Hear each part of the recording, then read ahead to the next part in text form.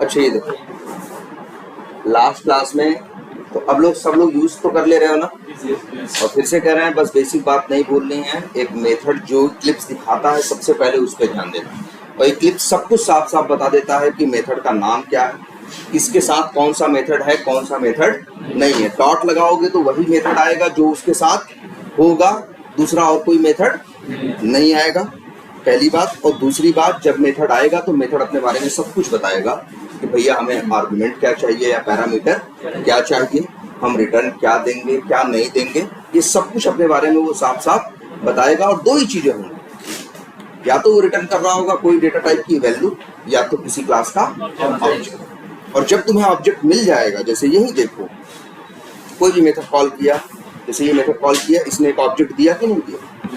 अब जब ये ऑब्जेक्ट के आगे डॉट लगाओगे तो अब इस ऑब्जेक्ट के मेथड आएंगे, है ना।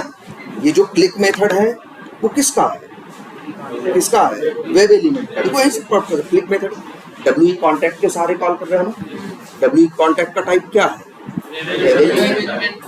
तो ये किसका मेथड है, वेब एलिमेंट। फाइंड एलिमेंट कोई पूछेगा किसका मेथड है, ज्यादा कुछ नहीं, फाइंड एलिमेंट कैसे कॉल कर रहे हो, ड्राइवर। ड्राइवर का टाइप क्या है, क्रोम ड्राइवर। तो साफ साफ पता चल रहा है कि ये जो मेथड है फाइंड एलिमेंट, ये किसका मेथड है, क्रोम ड्राइवर। तो सब साफ साफ दिखता है, बस उतना ही देखना है, ज्यादा दिमाग अभी लगाने की जरूरत नहीं। तो चलो हम लोग देख रहे थे कि कैसे हम एलिमेंट को क्या करें, आइडेंटिफाई करें, ठीक है। और उसके लिए कई तरीके थे कि एक है और ऑटोमेशन करना है, क्या करो, हाँ अगर तुम्हें ऑटोमेट करना है तो ये जो याद रखना है, जो भी एप्लीकेशन तुम्हारे किसी भी वेब ब्राउजर पे चलते हैं उन्हें क्या बोलते हैं, वेब एप्लीकेशन। तो किसी वेब एप्लीकेशन को ही हमें ऑटोमेट करना है।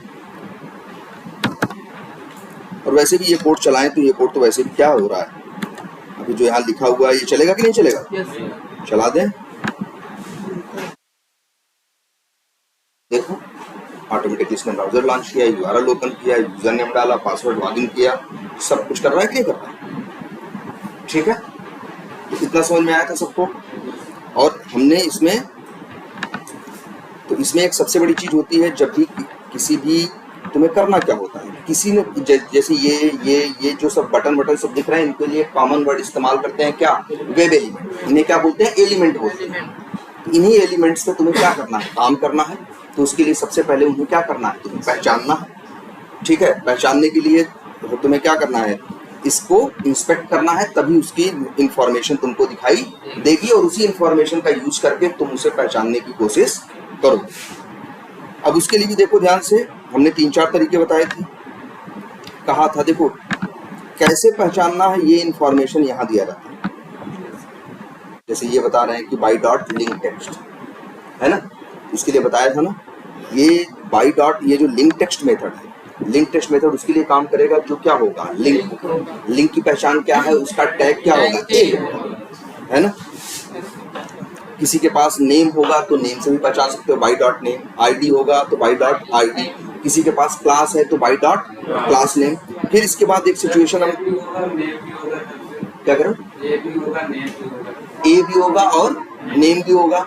तो क्या कर सकते हो, अगर तुम by dot link text use करोगे तुम, तो तुम्हारे पास दोनों ऑप्शन है, चाहो तो बाई डॉट लिंक टेक्स्ट से पहचान लो, और चाहो तो बाई डॉट नेम से भी पहचान लो। तुम्हारे पास दोनों ऑप्शन है। फिर एक ऑप्शन नहीं है, फिर तुम्हारे पास कितने ऑप्शन है, 2 ऑप्शन।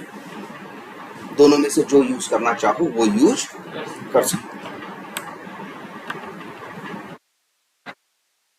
अच्छा ये, और इसके बाद हमने एक तरीका और बताया था जिसे बोला गया था क्या, एक्स पाथ। इसे बोला गया था क्या, एक्स पाथ। एक्स पाथ क्योंकि देखो बाई डॉट नेम की एक लिमिटेशन थी कि अगर नेम एट्रीब्यूट होगा तो ही यूज कर पाओगे।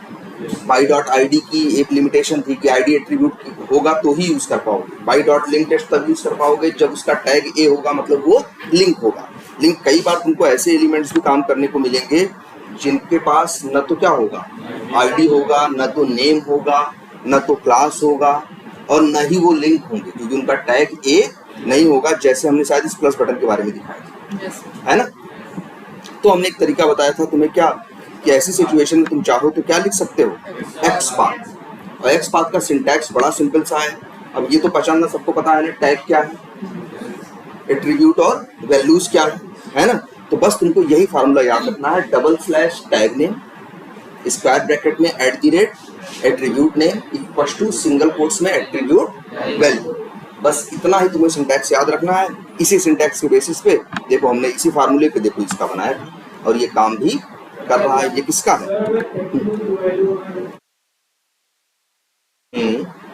यानी जैसे उसके पास 3-4 एट्रीब्यूट होंगे और हर एट्रीब्यूट के पास एक वैल्यू। हाँ हाँ, तब प्रॉब्लम आएगी। हाँ बिल्कुल आएगी प्रॉब्लम, तब दिखाते हैं। तो इतनी बात समझ में आ गई। अच्छा अब एक काम करते हैं जरा, और हमने एक चीज़ ये भी बताई थी कि जो एक्सपाथ है ये बड़ी अच्छी चीज़ है। इसका रीज़न ये है कि एक्सपाथ सबके साथ यूज होता है, चाहे नेम एट्रीब्यूट हो चाहे आईडी। बस तुमको यही फार्मूला याद रखना है, इसी फार्मूले पे तुम्हें रखना डबल स्लैश टैग नेम।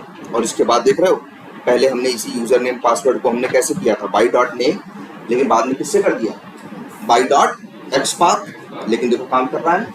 हम लोग जनरली क्या यूज करते हैं, यही एक्सपाथ यूज करते हैं, क्योंकि एक्सपाथ का बस एक ही सिंटैक्स दिमाग में रखना है और ये किसी भी एट्रीब्यूट के साथ और किसी भी टैग के साथ काम करता है। क्लियर है इतनी बातें, कोई कंफ्यूजन इसमें।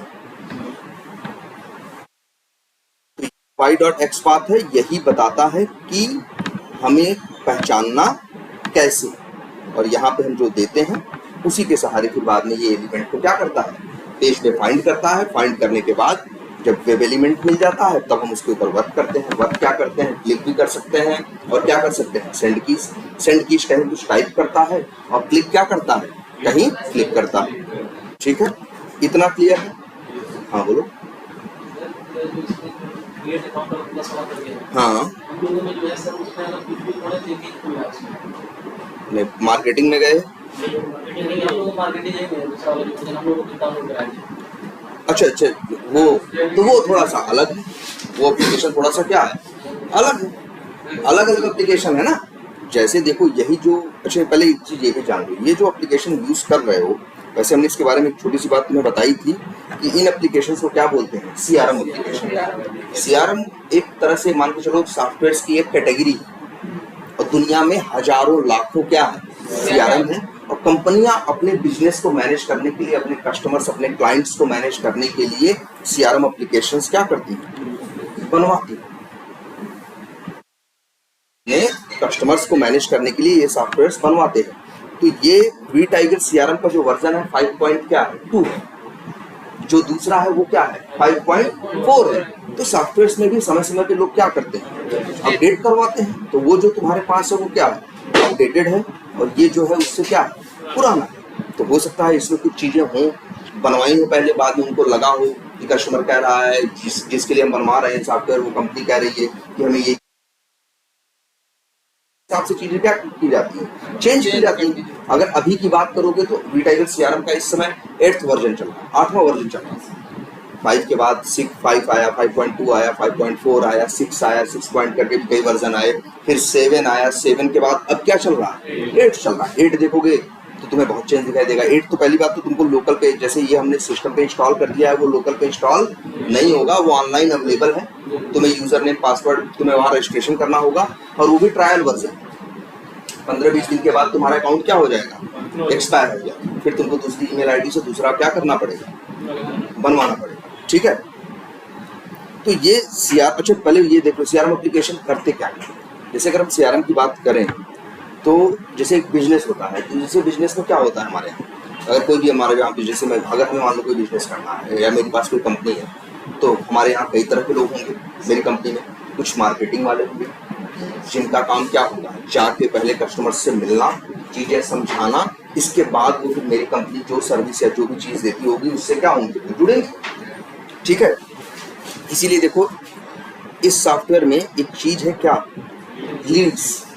ये देखो बिजनेस की लैंग्वेज में लीड्स बोलते हैं इसे।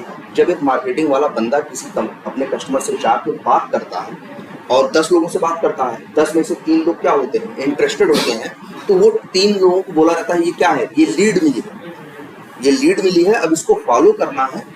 अब इन लोगों को एज अ क्या करना है, हमें एज ए कस्टमर इन्हें कन्वर्ट करना है। तो इसीलिए देखो अब यही होता है, जैसे ये सॉफ्टवेयर बन गया, मेरी कंपनी मैंने बना दिया, मेरे पास मान लो 100 बंदे काम करते हैं मेरी कंपनी में, तो हमने 100 बंदों का इसमें क्या बना दिया, अकाउंट। सबका अपना अलग अलग काम होगा, मार्केटिंग वाले अलग होंगे, फाइनेंस वाले अलग होंगे, अकाउंट डिपार्टमेंट क्या होगा अलग होगा, ठीक है।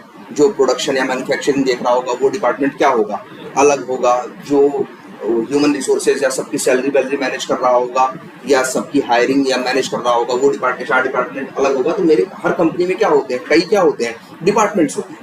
अब यही सॉफ्टवेयर हम क्या करेंगे, जैसे अभी तो तुमको लग रहा होगा यार ये सॉफ्टवेयर मेरे सिस्टम पे इंस्टॉल है, कंपनी में जब रहेगा तो सिस्टम पे इंस्टॉल नहीं रहेगा। सिस्टम पे इंस्टॉल कर दोगे तब तो एक ही बंदा यूज कर पाएगा ना। जब रियल कंपनी में यही सॉफ्टवेयर कहीं यूज होगा, जैसे मेरी 100 बंदों की कंपनी है, तो सबसे पहले हम इंटरनेट पे एक स्पेस लेंगे, जगह लेंगे। याद देखो एक ऐड आता है ना godaddy.com, godaddy का आता है ना। godaddy क्या करता है, godaddy आपको दो चीजें प्रोवाइड करता है, एक कि नाम आपको जिसे बोलते हैं हम लोग क्या, डोमेन नेम। जैसे flipkart.com है तो flipkart.com क्या है, उसका डोमेन नेम। amazon.in है या फिर जो भी स्नैपडील है, जो भी साइटें तुमको दुनिया भर की हजारों लाखों करोड़ों साइटें दिखती हैं, सबके पास क्या होता है, अपना डोमेन होता है, और वो डोमेन नेम सबका क्या होता है, यूनिक होता है।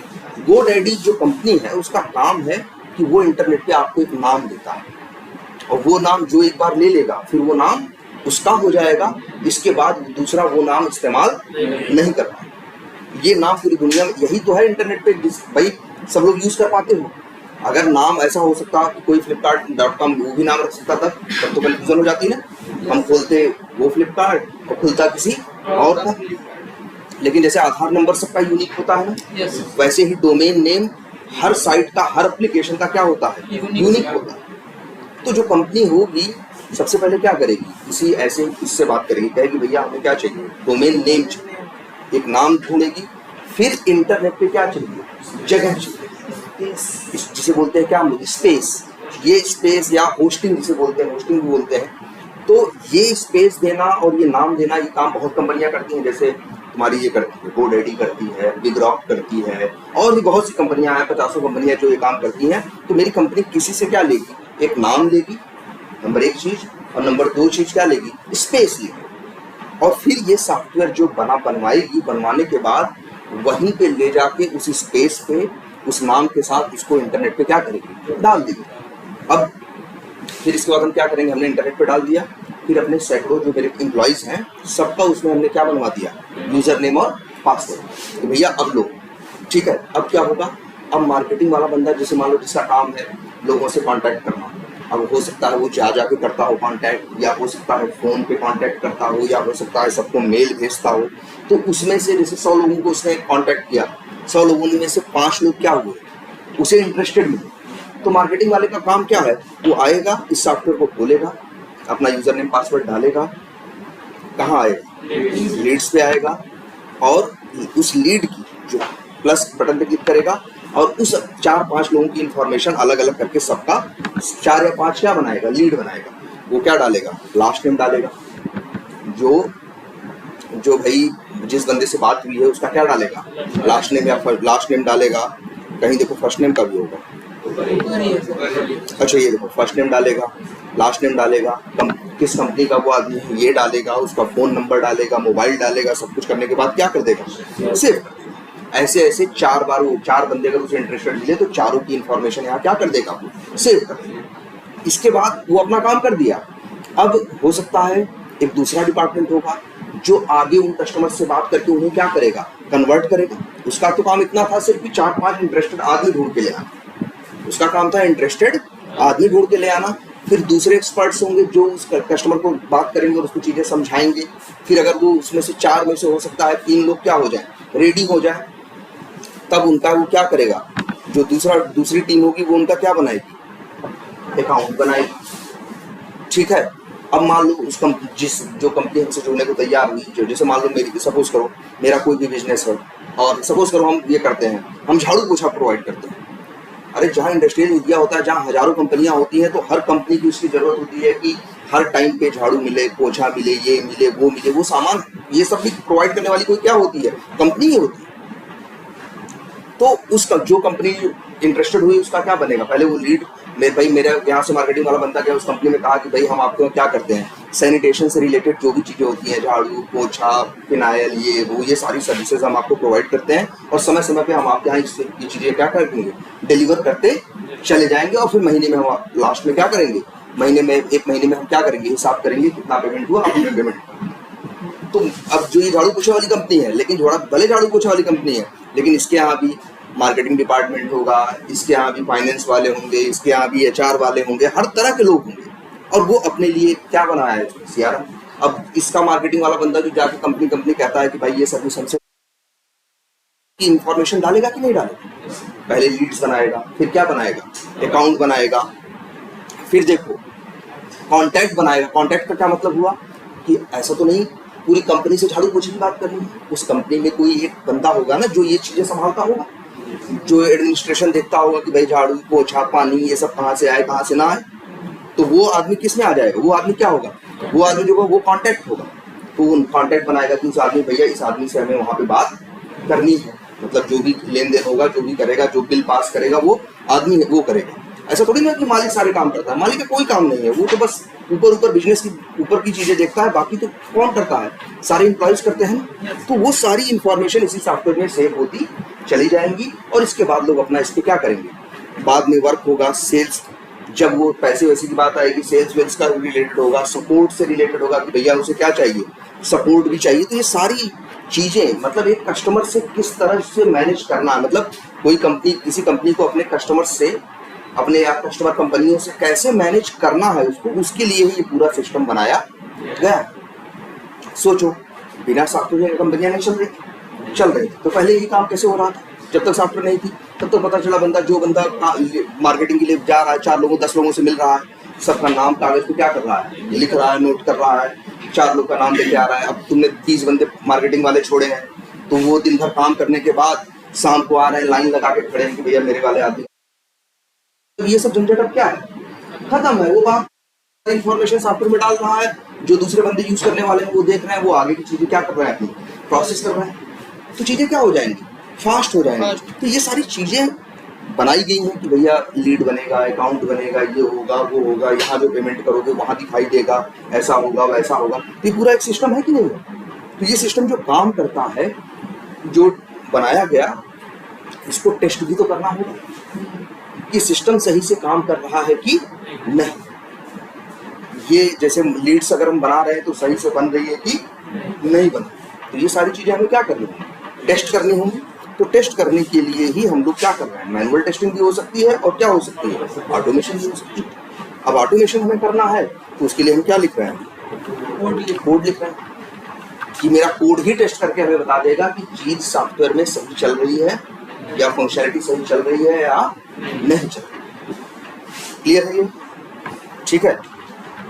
और ऑटोमेशन में अभी आप लोग देख रहे थे किसका, अच्छा एक चीज और बताई थी ना, ये तो किसी भी सॉफ्टवेयर की क्वालिटी होती है, हर सॉफ्टवेयर में बहुत सी जगह इसको क्या बोलते हैं मालूम है हम लोग जानेंगे, ये जो दिख रहा है इसको फॉर्म बोलते हैं। क्या बोलते हैं, फॉर्म बोलेंगे। ये कौन सा फॉर्म है, लीड्स फॉर्म। लीड्स फॉर्म है, यहाँ पे लीड्स की सारी इंफॉर्मेशन यहाँ पे स्टोर उससे यहाँ डाली जाएंगी, इसके बाद क्या कर दिया जाएगा, सेव कर दिया, ठीक है। तो हर फॉर्म में कुछ चीजें मैंडेटरी होती हैं और रिक्वायर्ड जिसे बोलते हैं, कुछ चीजें क्या होती हैं, रिक्वायर्ड होती है, मैंडेटरी होती हैं, कुछ चीजें ऐसी होती हैं जो मैंडेटरी नहीं होती। जो मैंडेटरी होती हैं अक्सर सॉफ्टवेयर्स में देखो ये ट्रेडिशन है, लोग उसके ऊपर क्या बना देते हैं, एक स्टार बना देते हैं। इससे पता चल जाता है कि फॉर्म भरने के टाइम पे ये 2 फील्ड में वैल्यू भरना क्या है, जरूरी है, बाकी में नहीं भी भरते हो तो चलेगा। ये डिपेंड करता है जो भाई, अच्छा क्यों इन दोनों को बनाया, इन दोनों को क्यों मैंडेटरी बनाया, औरों को नहीं बनाया, क्योंकि बिजनेस से बोला होगा कि भैया कम से कम 2 चीज तो होनी चाहिए, बाकी चीज रहे तो भी चलेगा, नहीं रहे तो भी चलेगा। इसमें लगता कि नहीं भैया हमको last name, company name, mobile phone number, title, lead source, ये सब कुछ मेरे लिए 5-10 चीजें मैंडेटरी हैं, तो यहाँ 10 के ऊपर क्या लगा होता है, स्टार लगा होता है। तो उसका मतलब होता है ये फॉर्म तभी सेव होगा जब वो 10 इंफॉर्मेशन भरी जाएंगी, उसके पहले नहीं। क्लियर है ये बात। तो चलो अब हम लोग देखते हैं, तो हमें काम करना है, अभी तक हमने काम किया, प्लस बटन तक कर लिया है और ये काम कर रहा है।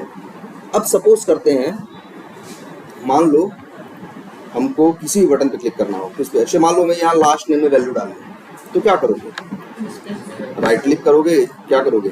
इंस्पेक्ट करोगे,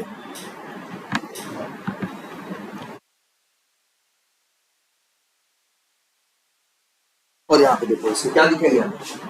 एट्रीब्यूट। और देखो ध्यान से देखो, किसी भी लाइन पे जाओ, लास्ट नेम के लिए क्या मिलेगा? ये क्या है? इनपुट उसका क्या है? टैग नेम है। बाकी जो इक्वल टू करके है सारे क्या है? एट्रीब्यूट और वैल्यू। क्लियर है ना?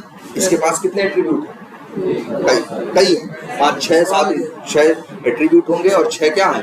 वैल्यू। इनमें से किसी भी एट्रीब्यूट का यूज करके तुम्हें इसको पहचानने की कोशिश करनी है। और देख लो तुम्हारे पास क्या क्या है? नेम है, टाइप इंडेक्स है, क्लास है, ऑन फोकस है, ऑन ब्लर है, और क्या? स्टाइल। 6-7 चीजें हैं, इनमें से ही किसी का इस्तेमाल करके तुम्हें इसको पहचानने की कोशिश करनी है। तो जैसे इसके पास नेम है, हम सोचेंगे चलो क्या यूज कर लेते हैं इसका? नेम।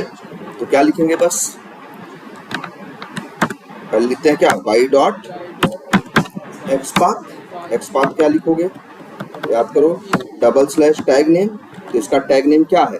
पहला वर्ड जो होता है वही क्या होता है? Tag name. तो डबल स्लैश,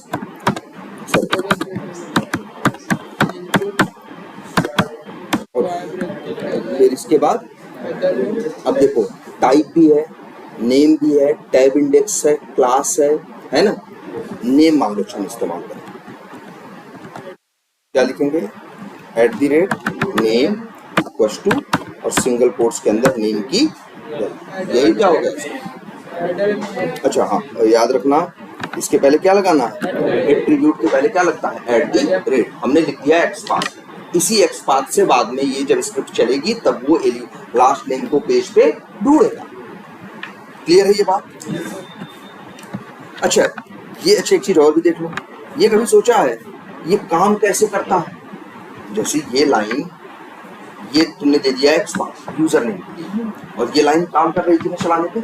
कैसे काम कर रही है? क्योंकि जो तुम बाई का ऑब्जेक्ट तुम्हारा बनता है, बाई डॉट एक्सपाथ से बने चाहे बाई डॉट नेम से बने, उसी को तो कहाँ भेजते हो? फाइंड एलिमेंट के अंदर। जानते हो इस मेथड का काम क्या होता है? इस मेथड का काम होता है जो पेज खुला है वहां जाके ढूंढना। और क्या ढूंढता है? वो ढूंढता है ऐसे, डबल स्लैश क्या लिखा है? इनपुट। तो पहले है पेज पे ऐसे कितने हैं जिनका टैग क्या है? इनपुट। पेज पे, इस पेज पे अगर हम देखा जाए तो बहुत एलिमेंट है, थोड़े बहुत नहीं है। इसमें देखोगे तो इसमें पहली बात तो ये देखोगे तो कम से कम 2000 लाइनें मिलेंगी, और इन 2000 लाइनों में ढेर सारे क्या है? एलिमेंट्स। अब इनमें से तुम्हें काम किस पे करना है? इस लास्ट नेम पे। तो ये काम कैसे करता है पहले ये देखो। पहले वो ढूंढता है, डबल स्लैश इनपुट जब पढ़ेगा ना तो वो जाएगा पेज पे, ढूंढेगा ऐसे कितने लोग हैं जिनका टैग क्या है? इनपुट। मान लो पेज पे टोटल 2000 एलिमेंट, तो उन 2000 में पहले ढूंढेगा किसका किसका टैग इनपुट है। तो 2000 में से मान लो 50 लोगों का टैग क्या है? इनपुट है। तो जानते हो क्या करेगा वो सबसे पहले जाके 2000 में से उन 50 लोगों को क्या करेगा? छांट लेगा। फिर उन 50 लोगों में चेक करेगा ऐसा कौन है जिसका नेम क्या है? Last name. तो अगर लास्ट नेम मिल जाता है कोई, तो फिर वो ढूंढ लिया तो उसके ऊपर क्या करेगा? वो काम करेगा। जैसे ये लाइन भी चल रही है, कैसे चल रही है? डबल स्लैश इनपुट, पहले पेज पे ढूंढेगा, लॉगिन पेज। जैसे ये लाइन कब चलती है? लॉगिन पेज पे ना, जब चलाओगे तो ये कब चलती है लाइन? भाई यूआरएल हिट करेगा, पहले क्या करेगा? ब्राउजर लॉन्च करेगा, इसके बाद क्या करेगा? यूआरएल हिट करेगा, इसके बाद बाई डॉट एक्सपाथ में तुमने दिया है क्या? एक्सपाथ। फिर इसी एक्सपाथ के सहारे वो क्या करेगा? एलिमेंट को फाइंड करेगा या सर्च करेगा या ढूंढेगा। तो यही ढूंढेगा ऐसा कौन है जिसका टैग क्या है? इनपुट। अब पेज पे मान लो 200 लोग हैं, 200 में से पूछेगा किसका किसका टैग इनपुट है। 200 में से मान लो 10 का था, तो 10 को क्या करेगा? पहले छांट लेगा, अलग कर लेगा। फिर उन 10 में से ढूंढेगा ऐसा कौन है जिसका नेम क्या है? User underscore name. User underscore name. Same वही तरीका है। जैसे मान के चलो, मान लो यहाँ कितने लोग बैठे हो, किसी को ढूंढना है किसी को, तो उसको जैसे बता दिया गया कि भाई किसे ढूंढना है, उसका नाम फला है, और वो लड़का है, तो वो पहले क्या करेगा? पहले कमरे में आएगा तो इन लोगों को नहीं कंसीडर करेगा, इनकी तरफ देखेगा भी नहीं, पहले क्या देखेगा?